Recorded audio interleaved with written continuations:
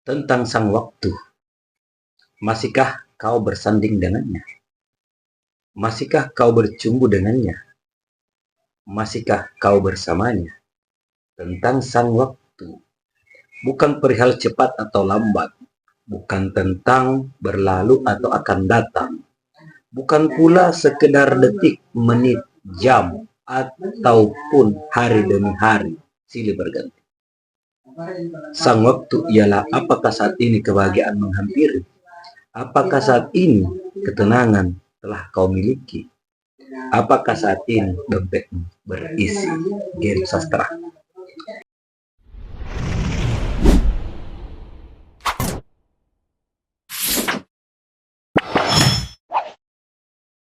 Assalamualaikum warahmatullahi wabarakatuh. Salam sejahtera untuk kita semua bosku.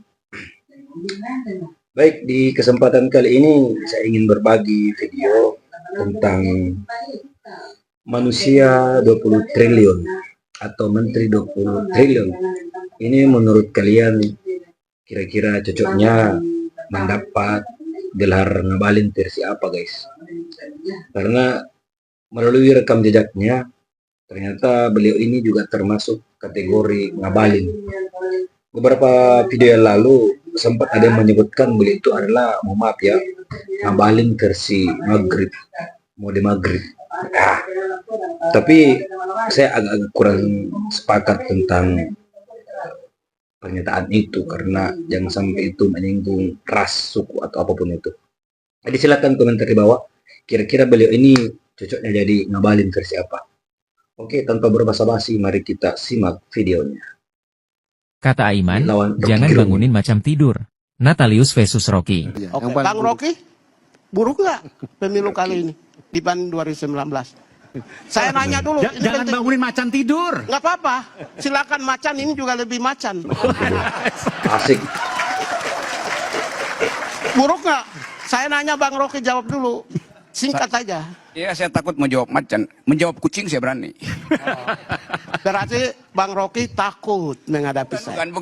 Bukan takut menjawab, takut menjawab pada kucing gitu. Begini. Kucing mau menjawab sekarang. Kucing. Gini. Karena itu metafornya dimengerti. Kucing itu punya 9 nyawa. Itu. Ya. Pemilu kali ini lebih buruk dari 2019 nggak? Parameternya buruk, lebih buruk dari. Problem kita jujur atau tidak pemiluan, bukan dibandingkan. Disinformasi. Yang kedua, saya jelasin dulu, nanti sebentar batasi. Ya, Lucu ini menteri HAM, menteri 20 triliun. Katanya itu ada perintah presiden, ada perintah TNI Polri. Begini, presiden di dalam konteks pelanggaran dan kejahatan itu perintahnya ada 2. Tertulis atau lisan. Mana tertulisnya, bos? Yang ada PDI Perjuangan di Sorong itu. Sudahlah. Perjuangan ke sana mukanya, jangan ke sini. Oh ya, maaf. Yang ada di Sorong itu. Kalau jabatan, saya bukan manusia yang berorientasi jabatan. Saya sudah cek aja di Google tuh. Natalius Pigai tolak. Siapa yang mau tolak? Dubes. Presiden Privat. Deputi Bin. Presiden Komisaris. Siapa yang mau nolak? Cuma Natalius yang berarti. Dan itu akan konsisten ke depan. Jabatan saudaranya. Begini, Bo. Lah, ujung-ujungnya ada tuh dia. Masuk menteri. Butuh jabatan juga rupanya. Begini, mungkin saya dari semua orang itu yang sering dipanggil. Dari udah belasan tahun yang lalu. Dan saya anak buahnya langsung kan. Saya prajurit yang selalu dipanggil. Tentang kebangsaan.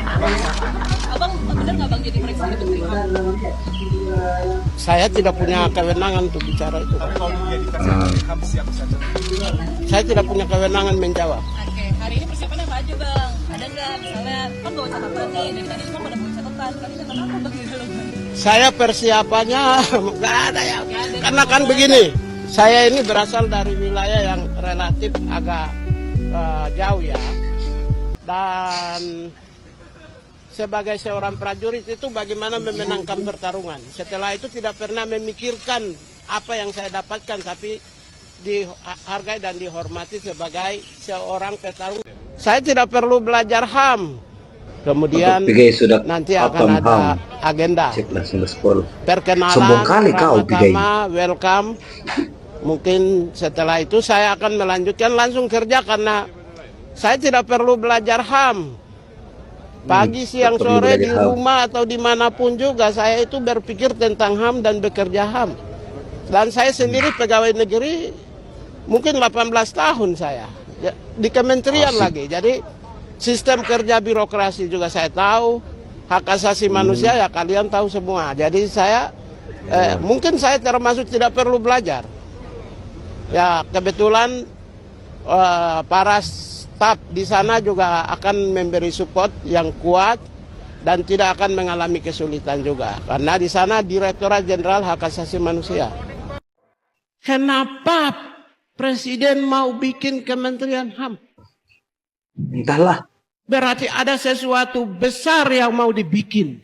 Maka tim transisi rombak itu anggaran.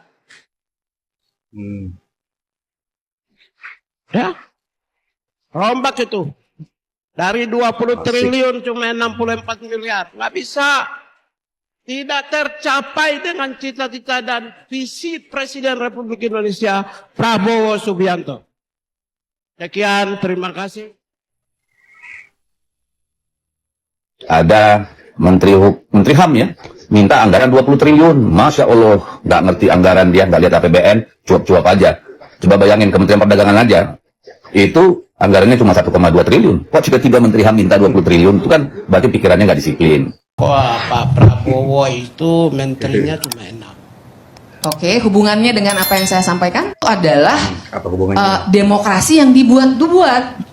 Nah, itu satu tuh myth busting yang pertama yang saya kira kita harus tegaskan terlebih dulu. Oke, sebelum masuk yang kedua saya mau nanya ini, yang penting ini. Fakta-faktanya ada nggak? Kan sudah dibilang duga. Makanya saya bilang dugaan dan ini yang akan mengantarkan kita pada hak angket nanti. Oke, saya mau tambahin sedikit 1 menit Pak ya.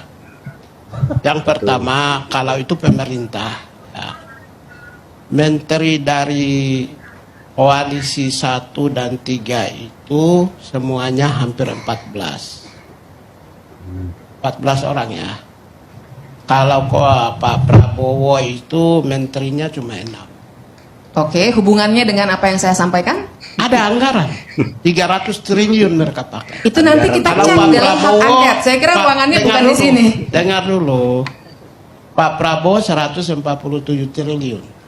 Yaitu Kementerian Pertahanan 139 triliun ditambah dengan Menko Perekonomian, terus olahraga dan investasi.